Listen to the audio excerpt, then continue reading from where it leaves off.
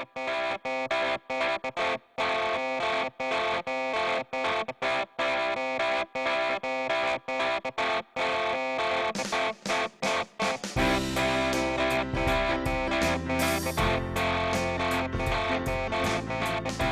day to students and teachers who are part of the We the People, the Citizen of the Constitution program, and any others of you out there who are just generally interested and curious about the American Constitution, Bill of Rights, and American political culture. This evening, we're going to be talking about American political parties, a topic that has always been somewhat of a frustration for me. So I'm looking forward to becoming more informed by the scholars here. In case you have forgotten, with us here is part of the Friends of Publius is Dr. James Michael Williams from the University of San Diego. Dr. Tim Moore from Professor. No. Yeah, we're no doctor. Yeah, Nor do I play Who with doesn't know how to operate. Professor Tim Moore from the University of Wisconsin and the Center on the Study of the Constitution, and Professor Chris Gavanaugh from North Dakota, and it is Bismarck High School. Is that correct?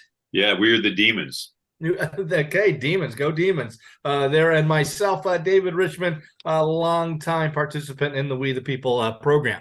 Before we begin our discussion on political parties, I'd like to play around a little bit with the FOPs and have them comment on some of the biggest losses we experienced this past summer in American culture, especially the last few months. So quickly, I'd like to hear from each of you to tell me what is your favorite song from the following artists. Burt Bacharach. Does anybody have a favorite song from Burt Bacharach? San Jose. Okay. Raindrops. There's mine. Yeah. Mike, do you know who Burt Bacharach is? Do you know who Dionne Warwick is? Yeah, I do. I don't know the Burt Bacharach. I feel whenever we do this, I'm always the person left out. That's a good thing. All that means is you're younger. Can we talk about Grandmaster Flash? I mean, we're celebrating 50 years of hip hop. Why don't we talk about?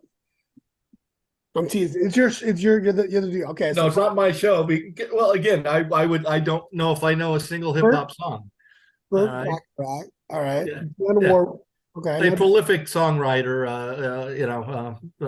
He was a songwriter, not necessarily a singer. There, David Crosby, and CSNY, Crosby, Stills, Nash and Young. Do you have a song, Mike, from and Crosby was with who before Crosby, Stills, Nash? Buffalo Springfield? Buffalo Springfield. Oh. Any one of those bands you have a favorite song there, Professor Williams? Oh my, I'm gonna embarrass myself. Bridge Over Troubled Waters, is that? Good choice. Right, you are in the right generation, so we're going to give you a little thumbs up there. Mr. Kavanaugh? Well, I do like, obviously, the I can't think of the title of the Buffalo Springfield song that is the For What It's Worth. For what it's worth, and then Crosby, Stills and for oh my gosh, Sweet Judy Blue Eyes. I mean, that's pretty good. Professor Wooden Chips. Good choice. Yeah. Yes, you guys have taken it. And lastly, Robbie Robertson. Life is a Carnival. What was the one that when he died, the day he died, Tim, you shared, and I forgot the name of the song. It's oh gosh, it's about Canada. It's something that drift Acadian Driftwood. Yeah, Acadian Driftwood, right? Yeah, that's I listened to that day and I forgot about how great that song is. So same here. I probably listened to it 25 times since I had forgotten all about it. Kind of stuff. Mike, I'm pretty sure you didn't listen to the band. Well, I didn't. Well, when Tim sent out, whenever Tim sends out whenever interview, but Tim's usually one. I listened to it, and I didn't know the band, but I did know the band, right? I didn't know the name, and right. Yeah. So, what's that song you mentioned, Tim? The Carnival one. Life is a Carnival. Yeah, that's a good song. Yeah, that's their rebuttal to the psychedelia movement in music. That's their rebuttal to all of that nonsense. So, and for the students that are listening, that was the name of the group. They were called The Band. So Yeah, their probably best known song is either "The Wait" Yeah. or "The Night They." throw old Dixie down. Cripple Yeah. Creek. Cripple Creek. They should have just been banned. Kind of like, you know how it was the Facebook, and then they were like, "Nah, it's Facebook." Not the band, but band. Okay. There's a future for you there, Professor Williams, after academia. You can go into marketing. I hope so. Yeah. We know not playing basketball or football. We know. All right. So in this episode, we're going to be dealing with the foundation, structure, evolution, and contemporary issues of dealing with political parties. So as we are prone to do, going by age, not beauty, we'll start with Professor Moore here.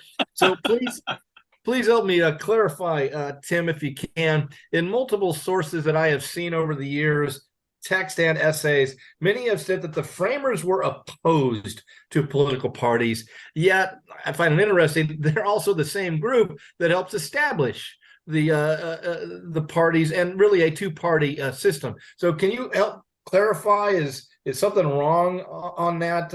Were they not opposed? Were they opposed?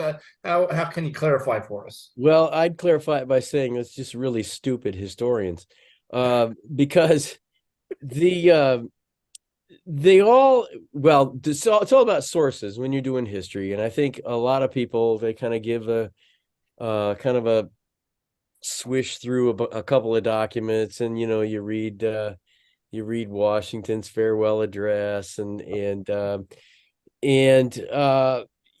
some of their public pronouncements were kind of like that. But you read their private letters, they're all willing to concede that political parties are, and Madison admits it in Fed 10, they're sown in the nature of man. So I think there's the disconnect that you're talking about, David, I think is real because a lot of people believe that. But you look at the documentary evidence, there's a lot of correspondence back and forth about creating and maintaining and shifting alliances. And a lot of that, and a lot of these guys, it's very natural to them to be formation of these alliances. During the Revolution, the Articles of Congress had shifting alliances all the time. The treaty with Paris caused a political party for a while. The nature of whether we should fund a military or not. I mean, the Massachusetts folks were really objected to professional military. The Mississippi River, Washington being hired himself, the appointments of these foreign generals. So it's all kinds of political shifting alliances during the Confederation Congress during the war. So they're quite adept. In fact, I would say that there's political parties, the basic one is loyalists and patriots.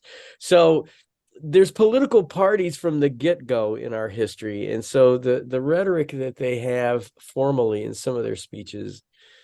Well, can you kind of give us some clarity? Because I appreciate the fact that you mentioned Washington's farewell address. Yeah. Because to me, that seems to be one of the primary sources of Yeah. where this notion comes from. So what's up with him? Is it just pure rhetoric and he's in a bad mood, or? No, he wants no political parties, especially he just wants his.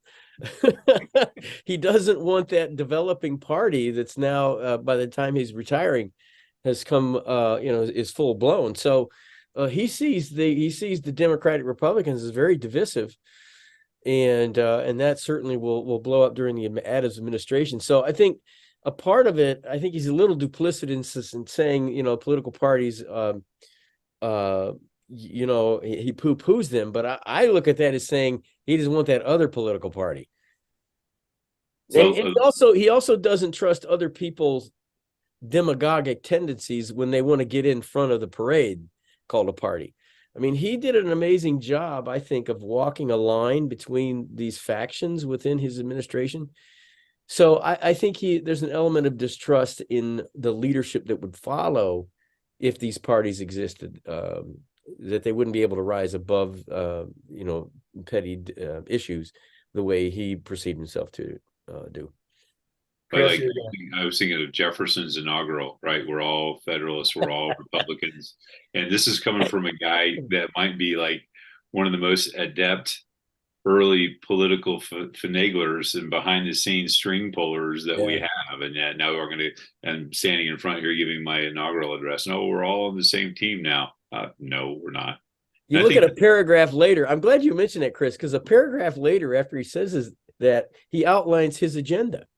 And it isn't anything close to what Federalists would like. So, I mean, there's always this formalized rhetoric that we're so far removed from the context of it. So I don't know if that helps, David. The short answer is they knew these would develop. They were a part of them even before the 90s, which a lot of books seem to say political parties kind of started in the 90s. I would back it up further into the 70s, but I help. I mean, again, that's my struggle here is, and again, you know that you'll find it in a lot of different sources. Yeah. This statement, and you kind of go, well, hold on, wait a minute.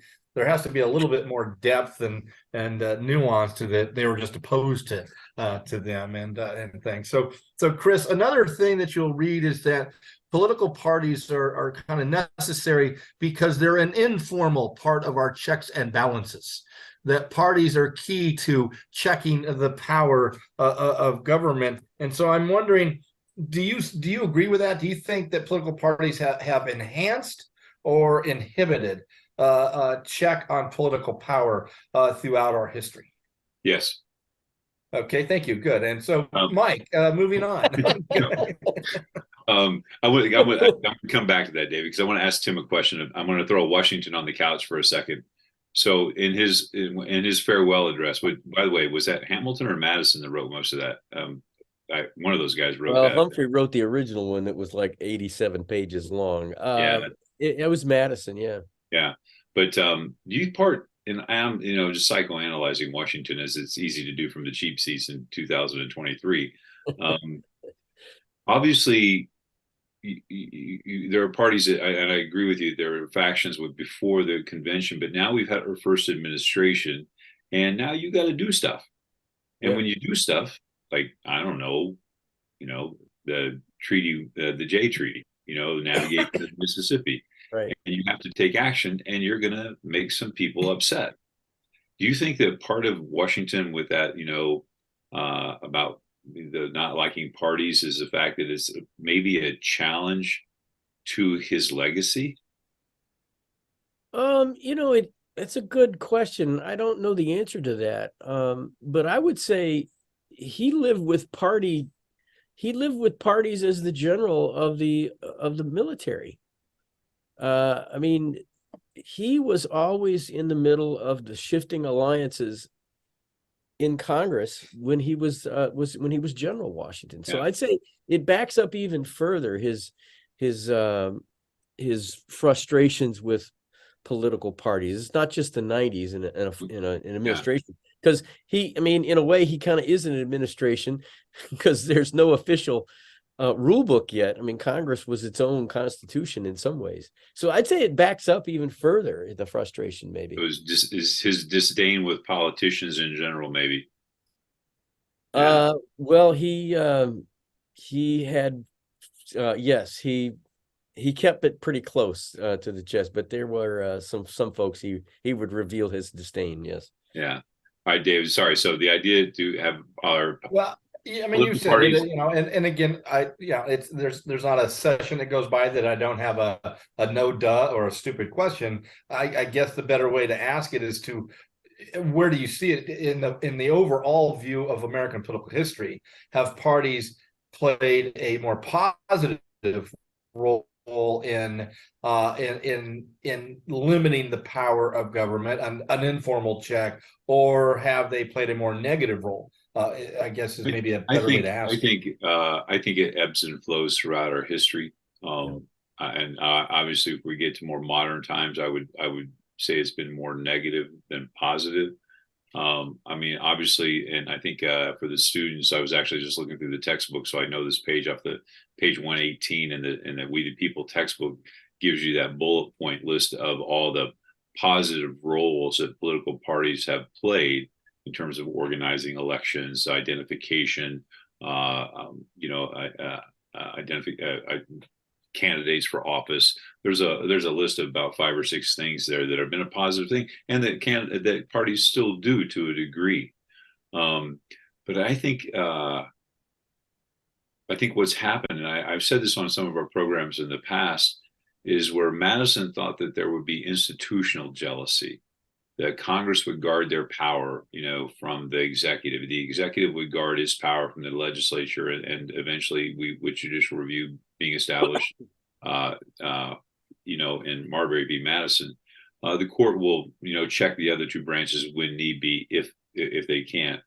But I think what's happened now is that institutional jealousy, that ambition being made to counteract ambition that Madison writes about in Fed 51, I think it's taken on a more negative role, because now there's not loyalty to your institution, it's loyalty to your party. And that's a very modern, I don't know if that's modern, I think that's happened throughout history, but I think more so now that it's become more of a negative. And you see that with our inability to compromise on issues. You see that with our inability to maybe just deal with an issue coming up like the debt ceiling, because of party loyalty, and not necessarily institutional loyalty or, working for your constituents. I think I turned the question around, David, in the sense that let's look at time periods where there wasn't an opposition party. How well did it function? So I guess to me, if we flipped it around like that, you say, well, there's hardly any Democrats in the Civil War Congress, so they get all kinds of stuff done that no Democrat would have voted for prior to the Civil War. I mean, the railroad, the homestead, the banking. I mean, there's a whole bunch of Whig stuff they get done because there's no Democrats in Congress.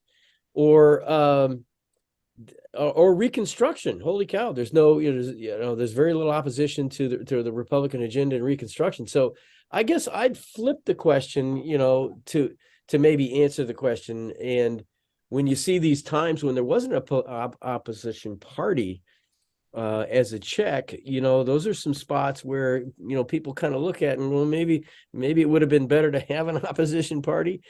And there's got to be other moments that are. The era was known as the era of good feelings. The Federalists die away after the War of 1812. Yeah, but within the Democratic Party, there are factions. There are the Nationalist Democrats and the Localist Democrats. Sure. They're struggling. So whether we have a one-party rule, then I mean, Michael Holt, his great book on political parties of the 19th century, addresses that issue. But you might be right that these that might qualify. How about, I'm thinking too, because where the rubber really meets the road is at the state level. Yep. It's not the federal level. The federal government really has not a lot of interaction with folks until maybe the New Deal.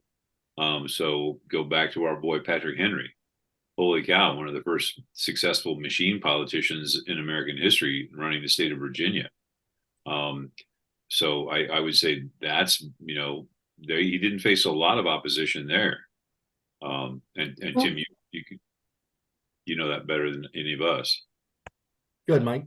Yeah, I'm going to tread into some historical territory now, so Tim and Chris don't knock me down too hard, too fast. No, you already have with the Burt Bacharach in the Bridge Over Troubled Water. You're already. We were recording when I said that? I didn't realize.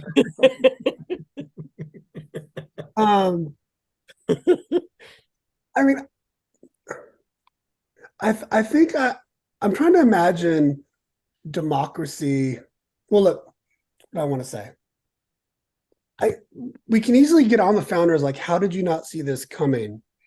But they knew their history so well, and they knew the formation of the British two-party system had happened, was happening, and it was happening. It was conflictual. It was royalist. It was anti-royalist. I think there was religion involved there, and I see the founders as, it's not like they didn't know, because what Madison writes about factions is just another word for party. So I think they're, like Tim said, that they're on this fine line, and I think Washington's the best example of trying to keep this unified vision that we are all Americans, that we have to be unified at that moment, or we're going to be in big trouble. Like, Britain's looking at us, and and we have the West. Anyways, so I don't really get on them for not seeing it or not doing more at the founding. I think that they were trying to say the right things. I also think this idea of civic virtue is I think it's a real thing for a lot of them. So I know in their letters they're writing nasty stuff, and I know we have the different prints writing nasty stuff. But I do think there's an element of civic virtue of being in a position of leadership and of power and thinking about what's good for the country it's real to them. At the same time, they're engaging in all this backstabbing. So the concept of loyal opposition. Yeah. I mean, I don't know if they could have put in anything in the Constitution that would have made political parties, the formation, any better or worse than what it became. So I don't really get on them for not. Well, I would say, yeah, he could have. I don't know. What would it be? The Senate. I think we're overlooking the foreign policy piece here too. I think many of the founders, they have an eye to Europe, and if Europe sees it, Mike's point triggered this in me. If Europe sees a really factious nation divided by political parties, I mean, they know their own history of what political parties mean within their cultures. So I think some of the founders wanted to kind of put a cap on that for a foreign policy purpose, because if it was highly factionalized, Europe would be able to lay waste to a country that wasn't unified. So I think there's a foreign policy piece to consider here, why they're going to formally say, parties are bad. Well, I guess I'm not going to be quite as gracious as you are, Mike, because one of the things that really troubles me is if we look at the those 4, 5, 6 functions of Congress, one of those is or not Congress, I'm sorry, of parties. One of those is the nominating electoral function to help organize and structure that. And so what we have done is we've actually put parties in charge of elections. And that seems to me to be an inherent conflict of interest. And I think we see that especially at the state level of parties, and I do wonder, I understand the history, Tim's educated me a lot on, Article 1 and the founders giving, the states predominant jurisdiction over elections, but by doing so and then allowing and knowing that these parties isn't that an inherent conflict of interest? And isn't that something that has shown to be very dangerous, is to let parties be in charge of elections? Well, if you have both, in ratification, there was all kinds of crap that went on. Kept the polls open later. I mean, in Delaware, they beat each other to bloody pulps over whether you could get in and vote in favor of the slate of folks that were in favor or opposed. I mean, so there's violence all over elections during the ratification period. And political machines were in charge of that. The anti-federalists were in charge of some towns, and the federalists and others. And so if you have, here's the Madisonian balance, right? So you got two crappy sets of people. Don't they kind of balance out, the balancing out of factions? So, it's a perverse way to think about political parties balancing each other if they're equally corrupt. Well, I guess, yeah, Mike, Mike, from a comparative view, to the best of your knowledge, do other nations do the parties have the control, to a significant degree of elections? Is that common? Well, I honestly don't know, and I think states control elections. I understand we could argue that the parties are part of the state. I know, I see where you're going, David. I mean, I see if by treating parties as associations that are protected by the First Amendment, there are limits of how we can regulate political parties, even though they are, we could argue, state actors to some, or they should be maybe considered state actors. I don't know. I can't say what other places do in terms of the role of parties in running elections. Well, can I ask you, because I do know you know a lot about South Africa. All Yeah. right. Who runs elections in South Africa? Oh, the national government does. Yeah. And so is there an independent, because what I'm looking for is that we have at state levels, there's Secretary of States that in most states, to my knowledge, are the ones who pretty much oversee the election. Now there are federal laws and there are some state laws that, try to limit that. But we also saw in the election of 2020 just how precarious that was to allow politically elected officers to be in charge, all right, of elections. And so I'm just wondering, you say the national government in South Africa, but is there an independent agency? Yeah, there's a constitutional body called the Independent Electoral Commission that manages and runs the elections. But I think that's kind of a separate, it's a little bit separate, right? I mean, you can envision countries that have political parties that are just associations protected because you live in a place that has liberty. And on top of that, you have a government regulating them. Like we have government regulation all over the place, like your businesses and everything, right? I think it's the lack of national regulation that is missing that makes us unique, maybe not in the best way, because then your argument that political parties, quote, run elections, I think is valid.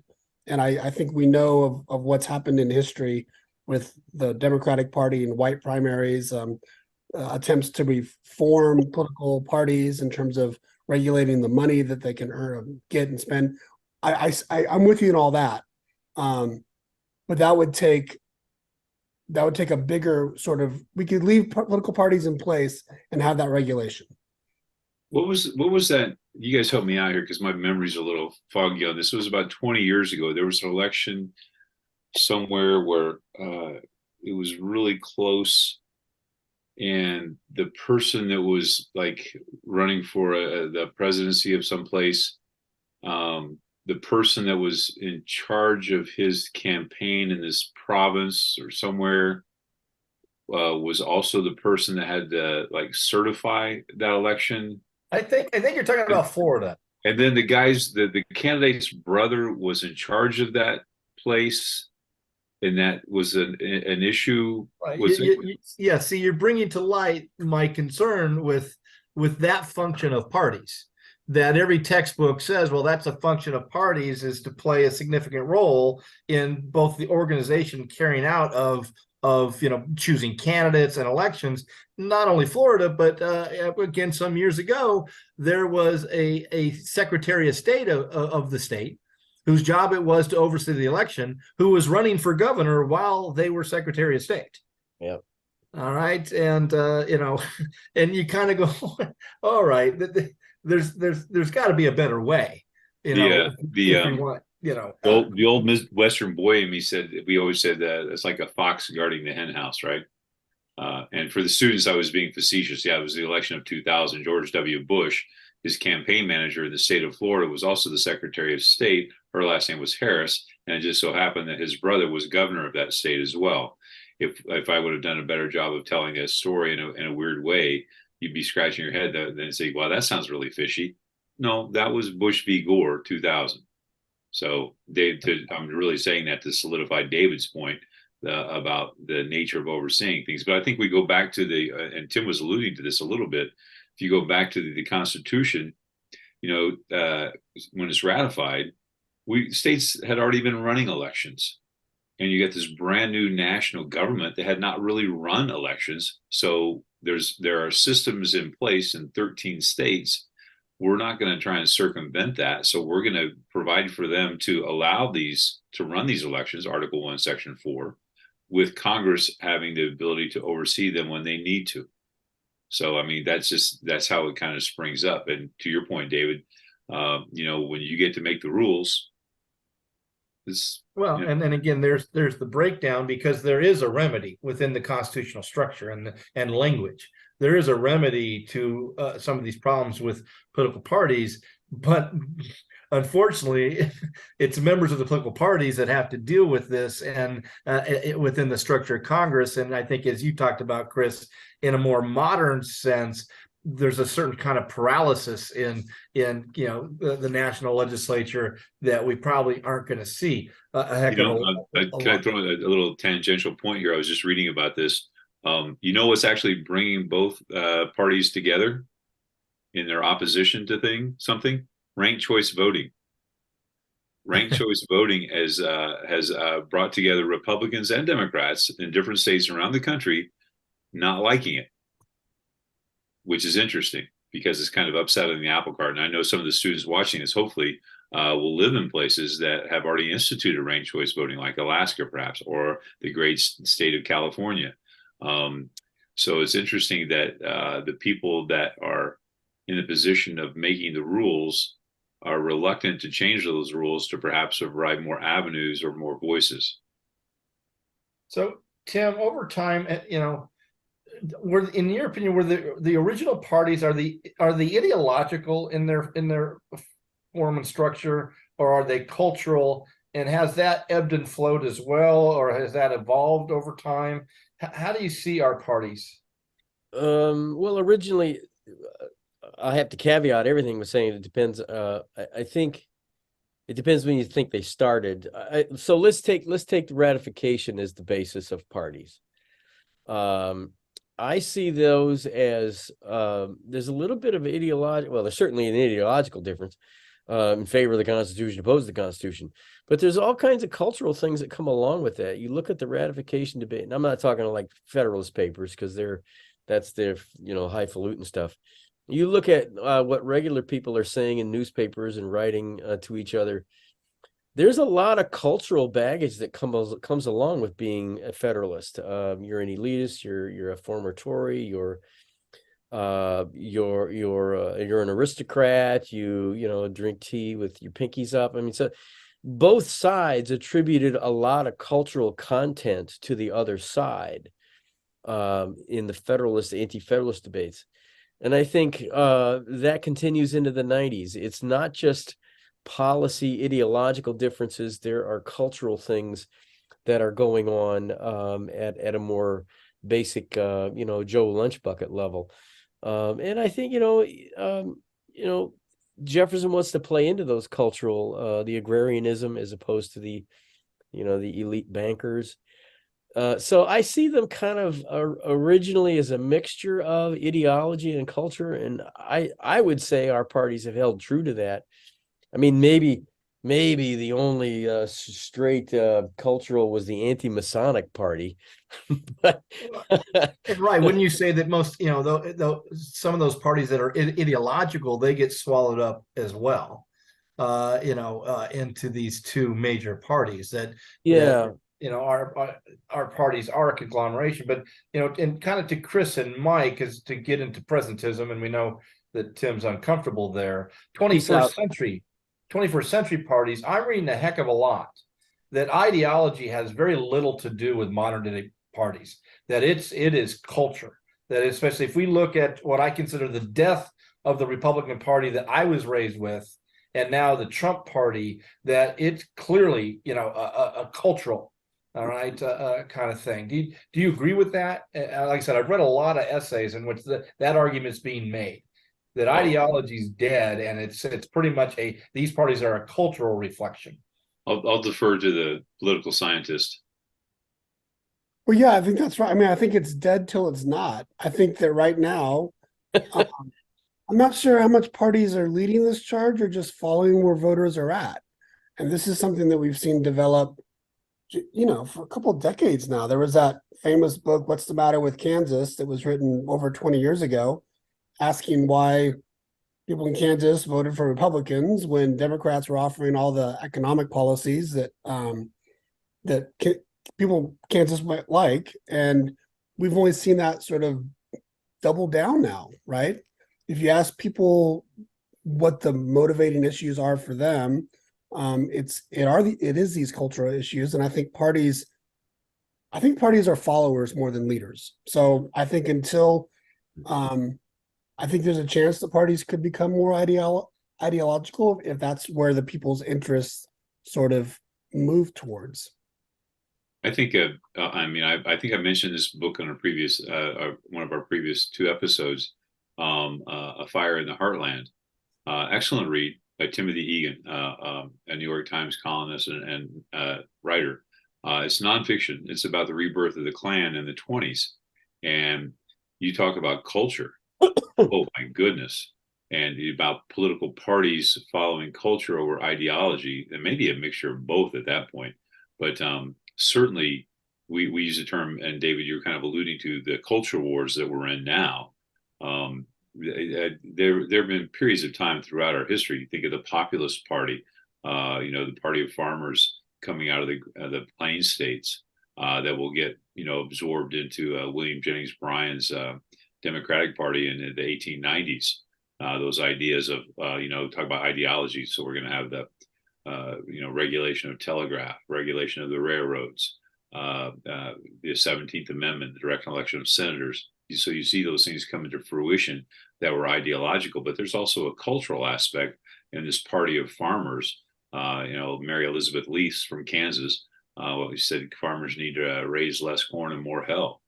So, we see that throughout our nation's history that culture plays a role. But I think in a more modern sense, it is kind of frustrating when you see the question they always gets asked, why do people vote against their economic interests? And I think culture comes into play there. Yeah, I think the populists at root were a cultural movement that figured out they better have some ideology. I mean, essentially, it's anti-East Coast effete, egghead aristocratic snobs. I mean, and then it morphs into the policy issues because I don't know that the Democratic Party figured out they better get them under the tent. Or they're going to lose votes. So it's interesting. I don't know enough about, it's kind of seems like a chicken or egg question. Which starts this? I don't know if it's just at a glance, it's easy to pull those out and separate that out. The culture and ideology. That's what which came first? Yeah. Well, and Chris, you had mentioned, depending on what source you look at, there's 5 functions of political parties or 6 functions of political parties. I'm curious, we have a 2-party system. All right. Are those functions related to the 2-party system we have? And would those functions be different if we had a multi-party system? Well, I think it goes back to your point, David, of the fox guard and the hen house. So when you have political parties that get to make the rules, they're going to make, for the students, I always make this joke, what's the golden rule? Whoever has the gold makes the rules. And so when you have that power, you're going to make those rules. And we see this throughout American history in many segments of America, whether it be the right to vote or whatever it may be. If you have a position of power, you're so reluctant to share that power. And so when you end up with basically what is a 2-party system, they're reluctant to share that power. I mean, look at the most recent Republican debate from just a couple of weeks ago, or however long ago it was. You had to be polling at 1%. Who made that rule? Whoever's hosting that debate, they made that rule in conjunction with the Republican Party. So, and I'm going back to something that I've spoken about before, is called Duverger's law. Duverger was a French political scientist in the 1950s. And he talked about whenever you have a first past, and this is why I was taking exception with the Constitution earlier, one of the aspects of it, whenever you have a winner-take-all system, or they use the old horse racing term, first past the post, inevitably you will have 2 parties. And that's the system that we have in place. So going back to Madison and Fed 10 and the idea of this multiplicity of factions, well, I don't know that we have a multiplicity of factions now, because as Tim alluded to earlier, our major political parties will try like heck to get these other movements within their big tent. See Populist Party and the Democrats in the 1890s. So I think part of the issue. Go ahead. No, keep going. I think part of that issue is the system itself is going to guarantee that we just have 2 parties. And once we have parties in a position of power, they're reluctant to open the door to anybody else. They make it very hard to do. Very, very hard to do. Okay, so then that's where I was going to, so it's your contention, which I agree with, that the design of our constitutional structure, all right, obviously leads to a two-party system. And then those two parties kind of created these rules and functions that parties will perform there. That if our constitutional structure were different and it led to multi-party systems, we might see different roles and functions of parties. Well, but I'm going to go back because I don't want to talk out of two sides of my mouth here, because which I'm prone to do, is that, as I said earlier, states were already doing elections prior to the Constitution. And so there are party factions within state governments prior to the Constitution. So they're already running stuff. So, when you end up with national parties, and I think that one of the bullet points about the good things about political parties is they can work with the national party and state parties. And so you see that marriage then happen eventually in controlling those elections. But we're not saying that the Constitution set up first past the post. That's not a mess. Winner take all. Well, what happens is with the Electoral College, with the Electoral College, yes, but that's all the other elections. It's just states decided to adopt first past the post because that's what the United Kingdom had. There wasn't any country in the world back in the 1780s that had any other type of electoral system. Right. So, I mean, it's like California. What was it, Dave? Was it 4 years ago? We had a proposition to make California a PR state. Like, states can change the first past the post, not for the Electoral College, but for every other election. Well, but let me ask you a question, Mike. And I definitely, was that done through the state legislature or was that done through a referendum? It was through a referendum. Right, and Alaska has made that change. Right. No, your point's well taken. I just want to make sure that the students, I mean, the Electoral College, yes, it operates as a first past the post, but every other election in the United States is determined by a combination of Congress or state law. So why the reluctance for the state legislature of California to adopt them? Why do you have to go through the people? You're completely right, because these political parties don't want to. I mean, that's not something that's unique to the United States. I mean, right. That's human nature. That's where I blame Japan, for many years after World War II, Japan took this single member district, right? Because we wrote the Constitution for them. And this party, the Liberal Democratic Party, won all these elections, right? And they were winning by only getting like 45% of the national vote, but they were winning enough districts where they were getting 67% of the seats. Well, this opposition party in the 1980s, 1990s says, if we ever get into power, we're going to set up a PR system. And they finally broke through in the early 90s. This opposition party won. And then everyone said, are you going to change the electoral system? They said, heck no, we just won with this electoral system. Why are we going to change it? So I think it's very self-interested. I don't think that's an American political system question. I think you see that across the world in terms of political parties want to protect the system that they're used to. So yeah, but at the beginning, Mike, yes, nationally, I think, and we've talked about, and it's in the textbooks, the electoral process, it kind of predisposes us to a two-party system at the national level because of the Electoral College. That's one of the explanations in textbooks of why we have a two-party system, is because at the national level. But at the state level, again, to me, it gets just to cultural tradition. As you said, nobody has any other method.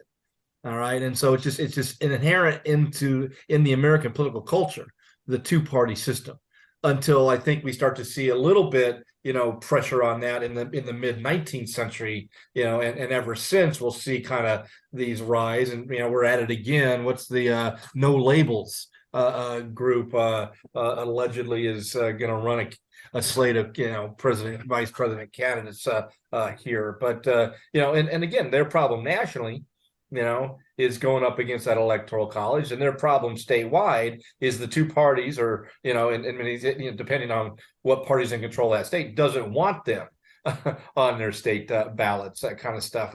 And so, yeah, I don't want to mislead the students to say that our Constitution literally says two parties. All right, I do think at the national level, the Electoral College does kind of create that framework, but I do think that students, and I think it's been said by everybody, culturally, that's what they knew. First past the post, single district, single member district kind of thing. That was the tradition, and that became even more deep seated in our political history. Yep, that's right.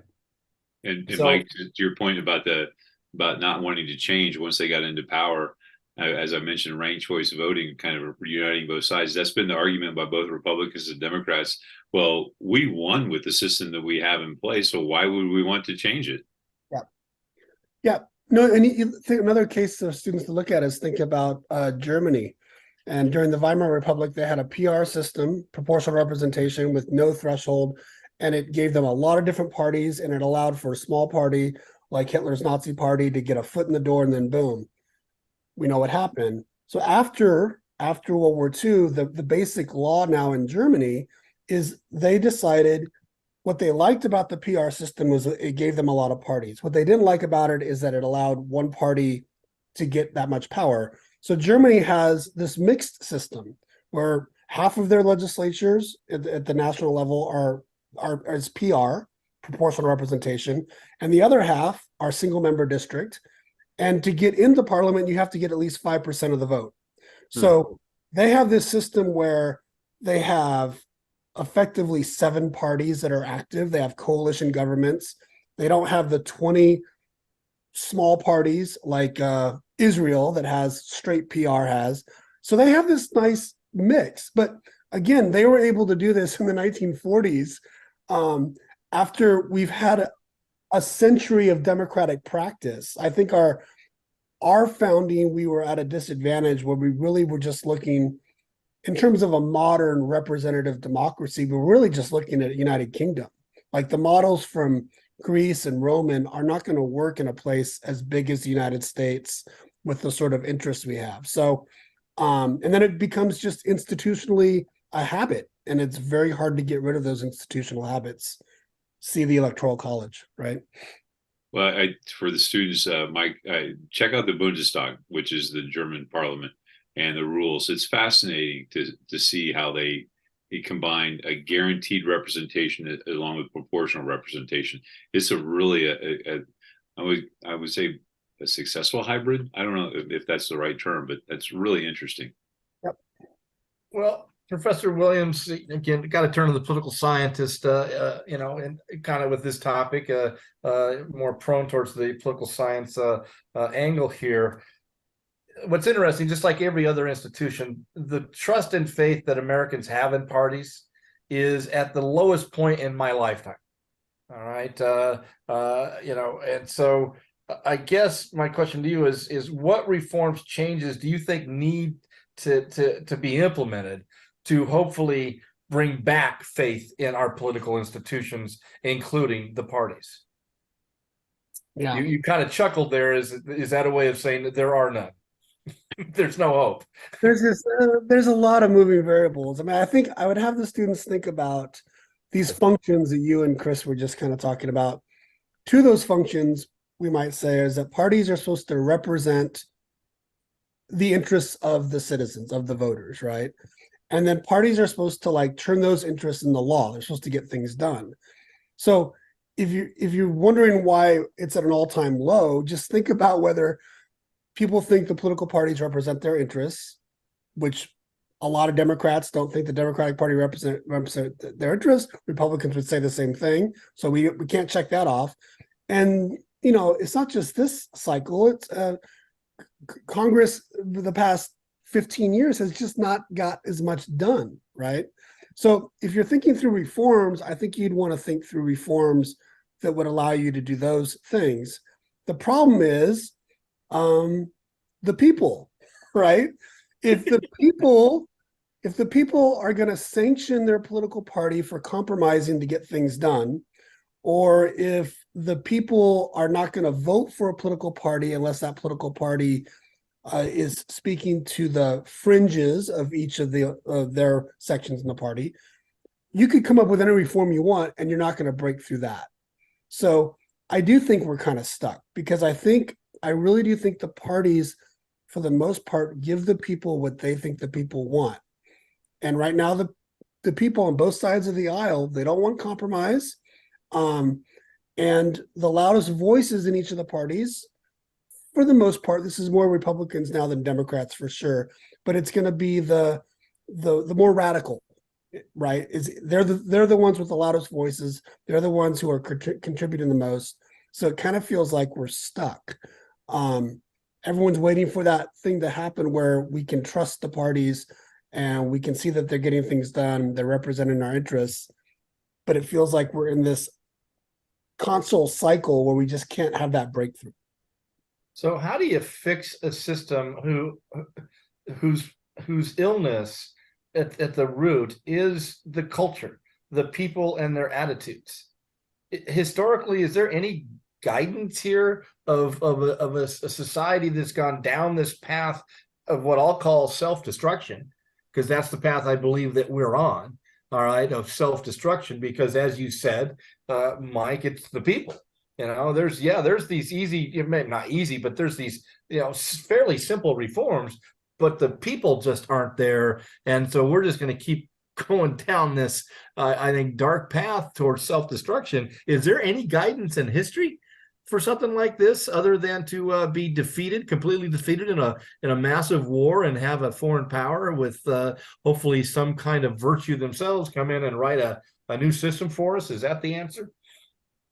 Yes. Anybody? I wonder, we haven't talked about special interest groups as to whether they would do a better job than these monolithic parties.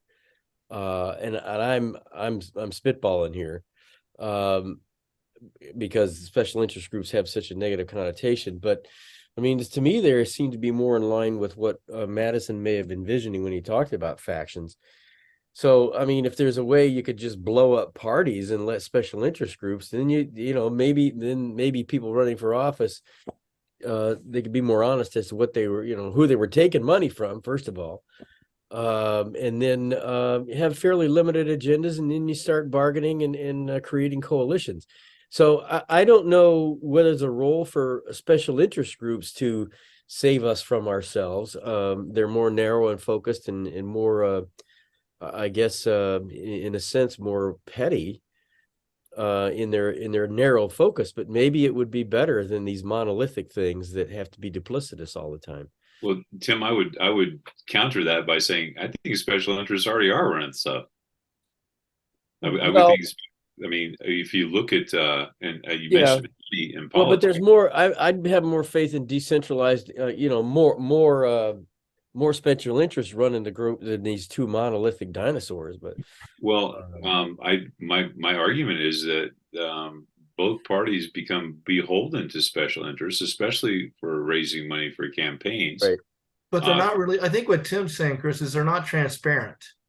All right, that there's a certain element of darkness of the special interest group within the parties. Yes, and as he said. Yeah, go ahead. No, I agree with that for sure. And I've joked before that maybe our politicians should have like on Nomax NASCAR suits, right? And they should have a decal on their suit for every person that they're taking money from, and the bigger the decal, the more money they've taken. Yep. But that's my feeling there. If we were more transparent, but we've had people on the court that say we don't need to have that transparency, right? Somehow that money is speech. See Citizens United. So, but my argument is that I've said this before. If you believe polling data, which I think there are legitimate polling data out there, what do the majority of people want in certain areas, and yet we don't see that reflected in policy? Why is that? And my argument would be that we end up with people beholden to special interests and not to the constituents themselves. And so we're into that Burkean discussion of what is the role of a lawmaker? Are you there to be the trustee, or are you there to be the delegate? I think that's an interesting argument to make. So I would say the solution, honestly, are the young people watching this video. Because I think as the, what do we call the current the young generation coming up? What are they Z or where? I've lost track. I'm a boomer, so I'm out of touch. So I always like it when my students said, "Okay, boomer," which I thought was really funny. But I rely on the young people because we see a lot of young people become political active politically active, and out there beating the bushes to try and bring about positive, what they can see positive change. And I think that's good. And I think that's really good. And the cliche about the young people being the future, I believe, or the current morass that we're in is we're going to rely on young people becoming informed and saying, we're not going to, we don't want this. I have a little different answer to the question, David, and it's to give the students. I would encourage them to look at some case studies, right? I mean, because it's one thing we've all been kind of saying, we're not going to change it. There's a cycle, but we do know that things change, right? 100 years ago, the progressives made major changes to how we do elections. New Zealand in 1993, for 100 years, they had first past the post, and they had a national referendum, and they changed to a mixed PR system. We know that Arizona adopted a new type of public financing scheme.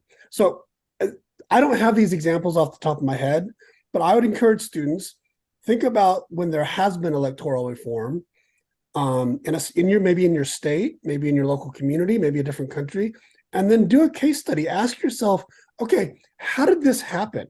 Like, how did the movement to get more propositions in Wisconsin exactly? It's not like political parties were going cheering that on. It got done despite political parties probably resisting it. So learning those case studies might provide a roadmap for students to know how they could begin to implement change at their own state or in their local communities. So I would encourage them to look at the case studies.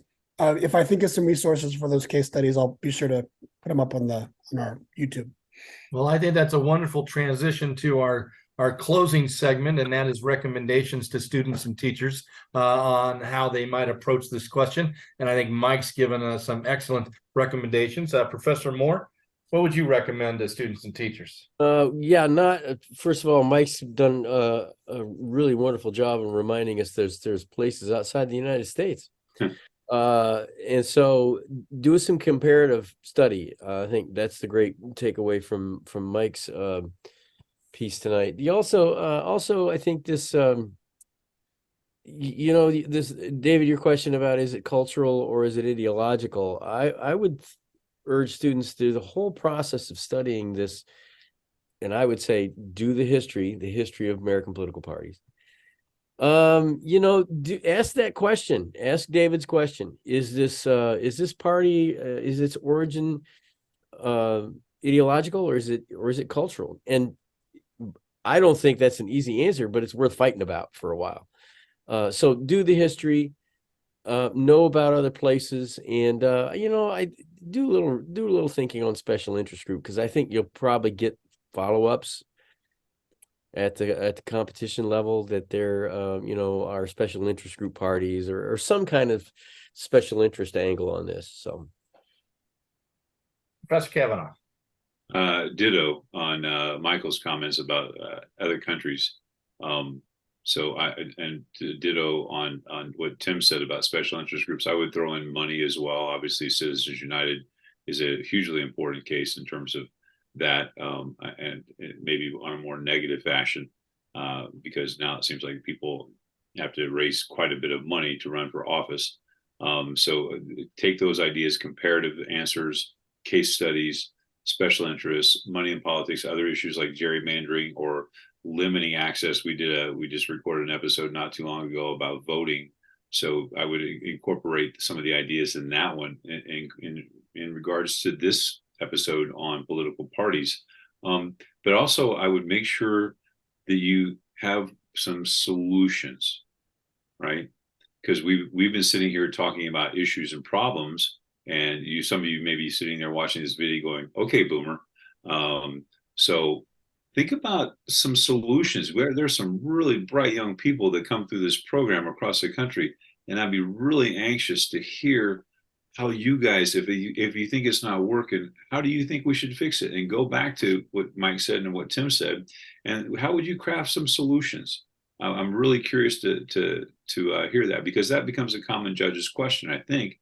And I think that my colleagues would back me up on that, well, if this is not working, how would you fix it? So think about some solutions. Well, I want to thank our scholars for their recommendations and thoughts.